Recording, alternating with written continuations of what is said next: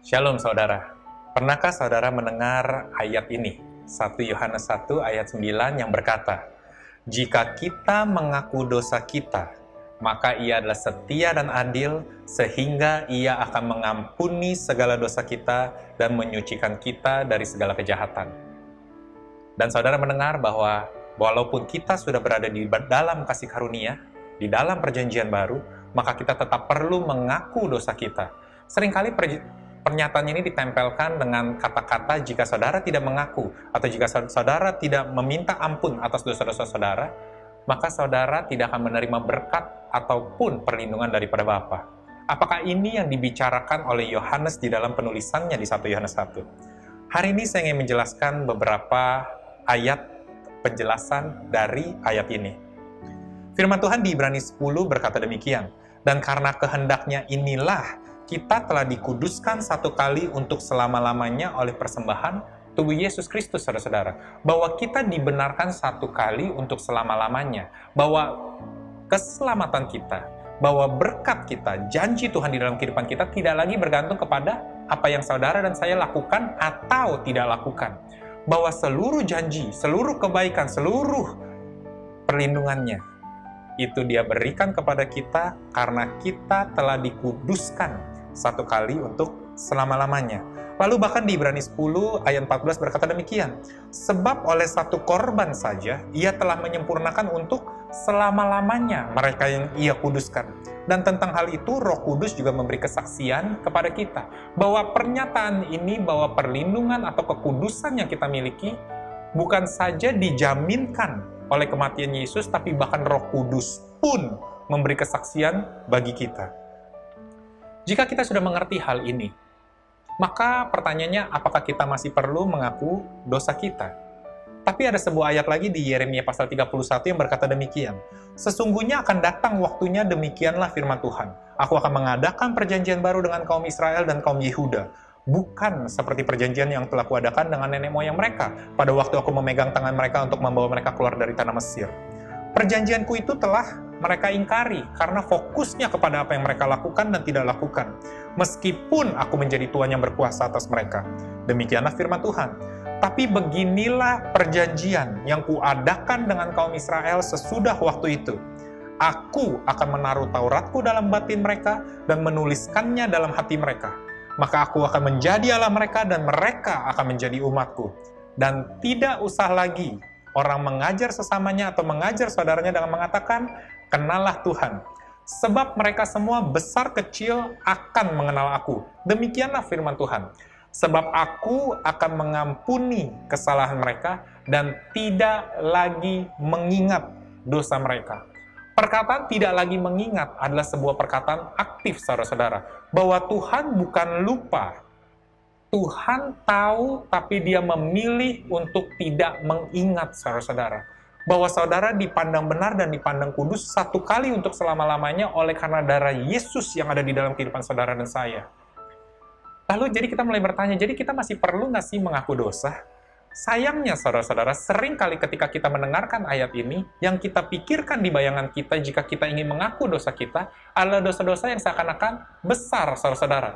Seperti membunuh, mencuri, berzina. Lalu kita berkata kita harus mengaku dosa kita. Tapi bagaimana dengan dosa-dosa yang mungkin tidak convenient? Dosa-dosa yang mungkin tidak kita sadari bahwa itu adalah dosa. Kekhawatiran, ketakutan contohnya. Bahwa Yesus berkata bahwa ini adalah sebuah pengertian bahwa kita tidak bersandar kepada Dia. Lalu kita tidak mengaku dosa-dosa tersebut. Jadi seringkali kita mengaku dosa-dosa yang kita anggap convenient, atau kita merasa ini adalah dosa-dosa besar, sedangkan dosa-dosa yang lain kita seakan-akan tutup mata, saudara-saudara, dan kita berkata, kita tidak perlu mengaku. Firman Tuhan tidak bisa kita kondisikan apa yang ingin kita lakukan dan tidak ingin kita lakukan. Jika kita ingin melakukan satu, maka kita harus melakukan semuanya. Jika kita melanggar satu, maka kita dianggap melanggar semuanya. Jadi seringkali kita mencoba untuk membuat menjadi praktikal di dalam mengakukan dosa. Saudara tahu, di dalam sejarah manusia, ada seorang pribadi yang benar-benar serius di dalam mengakui dosa, yaitu bernama Martin Luther, saudara-saudara. Dia adalah benar-benar seorang pengikut Tuhan yang mencoba untuk tampil sempurna, Karena dia benar-benar mengasihi Yesus, tahu apa yang dia lakukan setiap waktu ketika dia melakukan sebuah kesalahan, dia langsung masuk ke dalam sebuah kamar, lalu dia mengaku dosa dan menghukum, seakan-akan dirinya menyesal akan dosa yang dia lakukan. Tapi sepanjang hidupnya, dia habiskan hanya untuk mengaku dosa, saudara-saudara. Sampai satu titik akhirnya menemukan sebuah kebenaran, bahwa dia dibenarkan satu kali untuk selama-lamanya, bahwa dia menemukan bahwa Yesus telah menembus segala dosa kita, sehingga dia tidak perlu mengaku dosa kita lagi. Lalu kita mulai bertanya, jadi kita tidak perlu mengaku dosa dong? Saya rasa mengaku dosa bukanlah perbuatan yang buruk, saudara-saudara, tapi untuk alasan atau motif yang benar. Pengakuan dosa itu lahir karena sebuah keintiman. Saya percaya jika saudara sangat intim dengan seseorang, mungkin dengan orang tua saudara atau dengan pasangan saudara, seringkali saudara tidak keberatan untuk mengaku kesalahan saudara ataupun dosa saudara. Karena saudara tahu, walaupun saudara berbuat salah dan mengakuinya, saudara masih tetap dikasihi dan hubungan saudara tidak retak ataupun putus, saudara-saudara. Inilah motivasi kita di dalam mengakui dosa, bahwa kita menyesal dan kita berkata kepada Tuhan, tapi lahir dari sebuah keintiman, bukan karena takut. Jika kita tidak mengaku, maka Tuhan tidak akan memberkati kita. Jika kita tidak mengaku, maka kita akan kehilangan keselamatan kita. Bukan itu motivasi kita, saudara-saudara. Poin yang kedua, saudara-saudara, ketika Yohanes menuliskan ayat ini, dan dia membacakan di dalam hadapan gerejanya, sebagaimana gereja kita pada saat ini, bukan hanya ada orang-orang percaya, namun juga ada orang-orang yang belum percaya, saudara-saudara. Maka itu Yohanes berkata, jika engkau mengaku dosa-dosamu, apa dosa itu? Yaitu tidak percaya kepada Yesus telah mati bagi diri kita dan dosa-dosa kita. Dia berkata, jika engkau mengakui dosa tersebut, maka engkau akan diselamatkan.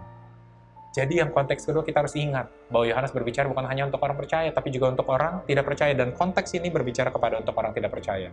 Lalu yang ketiga, yang paling penting, saudara-saudara, jika saudara menemukan ayat-ayat atau firman perikop satu yang membuat saudara bingung, berdoalah, saudara-saudara. Karena begitu banyak ayat yang lebih jelas, seperti saya tunjukkan tadi, ada di Ibrani, di Yeremia. Lebih banyak ayat yang jelas untuk menunjukkan apa yang Tuhan ingin sampaikan dibandingkan dengan ayat yang tidak terlalu jelas, saudara-saudara. Sekali lagi saya ingin tekankan, saudara dan saya sekali anak, tetap anak. Seperti anak bungsu yang terhilang, walaupun dia telah mempersiapkan kata-kata pengampunan untuk meminta pengampunan, mengakui dosa kepada bapaknya ketika dia dalam perjalanan pulang, tapi ayahnya bahkan tidak memberikan kesempatan sedikit pun untuk anak bungsu tersebut mengaku kesalahannya dan meminta maaf. Karena kasih Bapa jauh lebih besar daripada perkataan maaf kita. Sekali lagi, terima kasih sudah menonton video ini. Jika saudara ingin memberikan pertanyaan ataupun komentar, saudara dapat melihat di slide berikut ini. See you!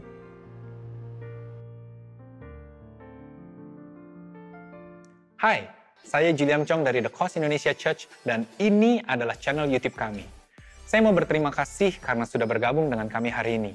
Saya berharap apa yang kami bagikan menginspirasi Anda, membangun iman Anda, dan juga memberikan perspektif tentang bagaimana Tuhan bergerak di dalam kehidupan Anda. Saya percaya video hari ini sudah memberkati Anda. Maka itu jangan lupa untuk suka dan sebarkan video ini ke teman-teman ataupun keluarga Anda. Serta berlangganan dan juga menyalakan lonceng pemberitahuan di bawah ini untuk mendapatkan update akan video-video terbaru dari kami. Sekali lagi terima kasih dan jangan lupa nonton video kami yang lain di channel kami. Sampai jumpa di episode yang lainnya. Shalom.